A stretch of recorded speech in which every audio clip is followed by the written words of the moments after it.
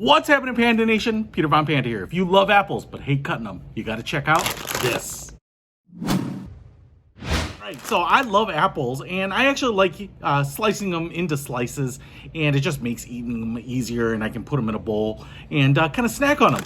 But slicing them up is kind of a pain, and you could cut yourself. It could be dangerous. So I picked up this. It's an apple core and slicer, and I've had some of these in the past, but what I was looking for is something that was really well made so that it was going to last a long time. Now, this is what you get. First of all, you get the slicer. I'll show you that in a second here. But we also get this, and I'm assuming that this is something like to clean this thing.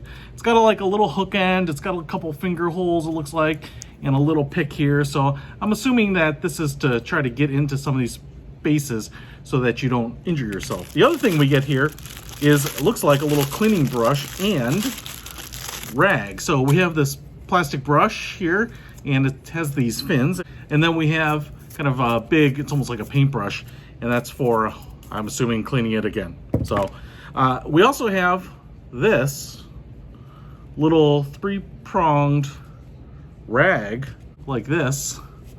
Okay, so that goes on there like that. So I'm just assuming that it's to get in here, dry it off. Maybe, you know, you don't want water sitting on these things and causing it to rust. Now, I do want to show you that we have stainless steel blades down here. Despite that, I've seen little spots of rust come on things. I think the tendency on these things is to kind of just rinse them out and let them air dry. So I think that if you can take these little terry cloth and dry them off, everything will last a little longer. Now, what ends up happening is, you can see there's a circle in the middle that will kind of cut right through the core as you press this sucker down on an apple, and then these fins out here will cut the remainder into slices. Now, on the bottom, and what you probably can't see there, is we have like razor blade edges, and that's going to make sure that this sucker cuts all the way through. And that's why I think you get some of these tools so that you can clean off some of that stuff without putting your fingers at risk. This thing is pretty heavy, because even though the bottom is stainless steel, I think this top is just some sort of cast alloy. It's pretty heavy. It has like a chrome-like finish, and it's got nice weight. It also has, I think these are like a hard silicone type of handle, so you should be able to get both hands on it and press down and cut your apple.